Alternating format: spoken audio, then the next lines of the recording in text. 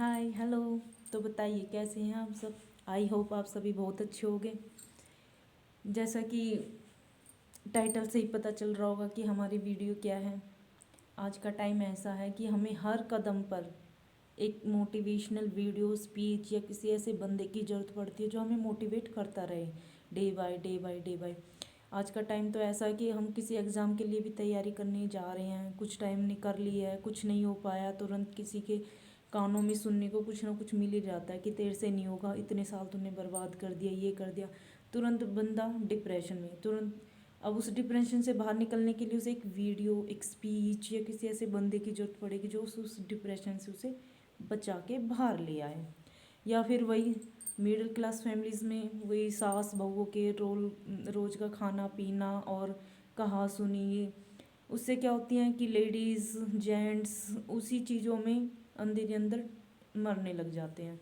तो हमें फिर से एक मोटिवेशनल स्पीच की ज़रूरत पड़ जाती है, क्योंकि भाई इतना सब कुछ हो रहा है, सुनने को मिल रहा है, तो तुरंत तो चाहिए कि हम बाहर कैसे निकलें, खुश कैसे रहें, मन को शांत कैसे रखें। आपको हर यूट्यूब पे बहुत सारी ऐसी वीडियोस मिल जाएंगी, लेकिन शायद आपको एक बात नहीं पता है कि आपके घर में कोई एक ऐसा बंदा है जो आपको हमेशा मोटिवेट रख सकता है। अब वो चाहे पढ़ाई के लिए स्टूडेंट हो या घर में बहू हो, वो मोटिवेट हो सकते हैं अगर उस बंदे से टच में रहे तो। अब कुछ सोच रहे होगे कि वो बंदा कौन है। तो मेरी प्यारी बहनों, वो बंदा कोई और नहीं है, आपकी दादी हो सकती है, आपकी मम्मा हो सकती है, कोई भी हो सकता दोनों में से। मुझे याद है कि जहाँ तक मतलब मैं ये कह सकती हूँ कि आई थिंक मेरी मम्मा की शादी 1983 के आसपास हुई होगी, और मैं अपनी मम्मी की तीसरे नंबर की बेटी हूँ। उस टाइम पे मैं ये देख सकती थी, जब मैंने अपने आप को संभाला, जाना, तो ज़्यादा कुछ याद नहीं है मुझे मेरे बचपन का। तो मेरी मम्मी जितने भी पशु रखती थी, 3 या 4, तो उनका वो अकेली करती थी। दादी मम्मी का वही, जैसे कि दादी नंद का वही होता था, जैसे मैंने अपनी पिछली वीडियो में बताया कि हम तमाशा देखेंगे, ये अपने आप करेगी, इसके बच्चे दूध पीते हैं। उतना ही नहीं, वो खेत में जाना, पशुओं के लिए चारा लाना, पशुओं का जितना भी काम होता था, घर के जितने काम होते थे, वो सारा अकेली करना होता था। हमने कभी दिन में अपनी मम्मी को आराम करते हुए नहीं देखा था। पूरा दिन जो होता था ना, रात को वही 3 से 4 घंटे सोने को मिलता था, क्योंकि सुबह अर्ली मॉर्निंग फिर से 3 बजे उठना होता था उन्हें, क्योंकि वो हाथ से चक्की चलाती थी। दूसरे तीसरे दिन उन्हें आटा बनाना होता था पूरे परिवार के लिए। फिर उसी टाइम 3 बजे से उनका पूरा दिन का शेड्यूल शुरू हो जाता था, और वही रात को आराम करना पड़ता। इस इतना ही नहीं था कि सिर्फ ये घर के काम या और भी चीज़ होती थी, जैसा कि आज के टाइम में ही होता है। उन्हें कुछ ना कुछ ऐसा सुनने को मिलता ही रहता था सारा दिन, दादी से, बुआओं से, या पड़ो जो हमारा परिवार था काफ़ी बड़ा था। मेरे दादा और का जो परिवार था, भाई थे बहुत सारे थे, तो उधर से भी कोई आ गया, उसने भी 4 बातें कह दी। उसके साथ भी अपने आप को इतना सजग रखना, हर वक्त तैयार रखना, इतनी सारी बातें सुनने के बाद भी इतनी बड़ी सहन शक्ति होती थी उनके पास, कि उनके बच्चे भी हैं 4 4, और उसको संभाल रही हैं, पशुओं का कर रही हैं, खेतों का कर रही हैं, घर का कर रही हैं, सबकी बातें भी सुन रही हैं। हालांकि रोती तो वो भी होंगी, वो हमें नहीं पता है, पर रोती वो भी होंगी।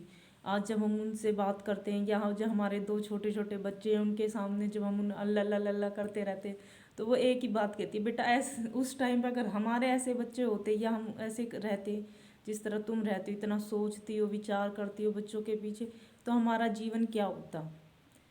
तो यहाँ पे जो मेरे को सबसे ज़्यादा मोटिवेट किया ना, वो मेरे मम्मी के जीवन ने किया है।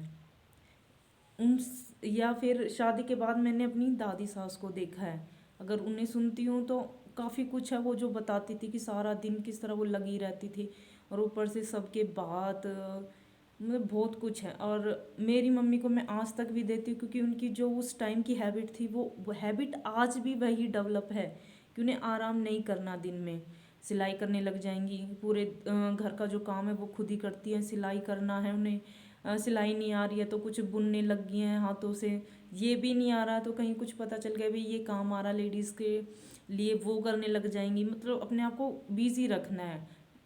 हालांकि उनके पास टेंशन के लिए बहुत सारे टॉपिक हैं। मेरी सिस्टर है, वो उनके साथ ही रहती है शादी के बाद भी।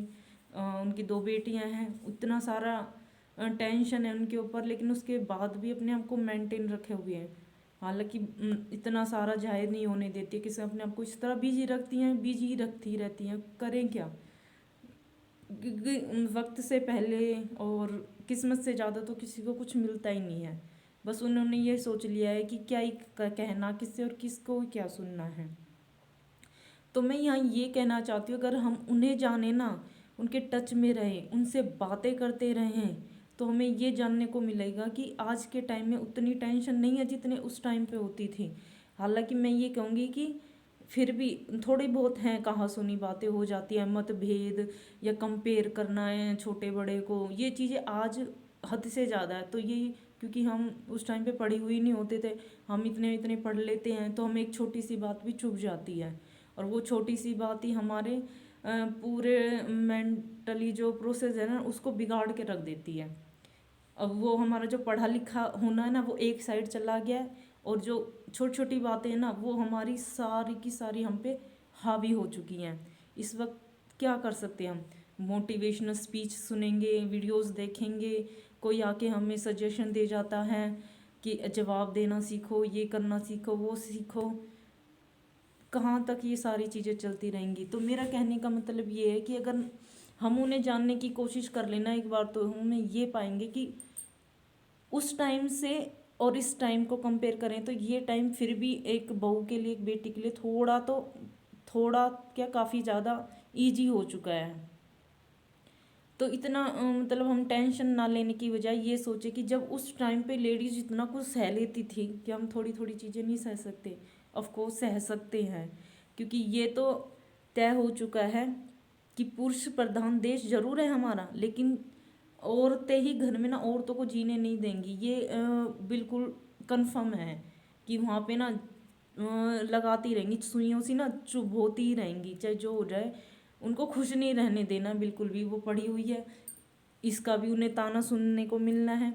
वो अच्छा खाना बनाती है, इसका भी सुनना। वो अच्छा नहीं बनाती है, इसका भी उन्हें सुनना है। मतलब वो अच्छे से रहती है, सस्ती धजती है, इसका भी उसे सुनना है। मतलब हर मोड़ पे आपको सुनना ही सुनना है। तो या तो आपके पास एट अ टाइम कोई जवाब हो, तुरंत देना सीख लो, या बाद में रोना छोड़ दो, क्योंकि बाद में जो रोने वाला होता है ना वो सिर्फ रोता ही रहता है। मैं भी 3-4 साल काफ़ी परेशान रही हूँ इन बातों से। अब जाके मेरे को थोड़ा सा रिलैक्स मिलने लगा, जब मैं अपनी मम्मी को और ज़्यादा जानने की कोशिश करती हूँ। जितना मैं अपनी मम्मी जान रही हूँ उतना मैं निकलने की कोशिश कर रही हूँ। हालांकि उन सिचुएशन से मैं काफ़ी दूर निकल आई हूँ, और अभी भी ऐसा नहीं है कि वो बातें चली जाती है एकदम से। अब क्या है कि मेरी मम्मी मेरी मोटिवेशनल लीडर है इस वक्त, और मैं इंसान अपने आप को सबसे ज़्यादा मोटिवेट खुद ही कर सकता है। मेरा ऐसा मानना, हम चाहे कितना भी कितनी वीडियो देख ले, स्पीच देख लें, हमें कोई मोटिवेट नहीं कर सकता। हम खुद को मोटिवेट कर दें, ये सबसे बड़ी बात है। और यहाँ पे मैं हमेशा हर दिन अपने आप को मोटिवेट रखती हूँ। इसलिए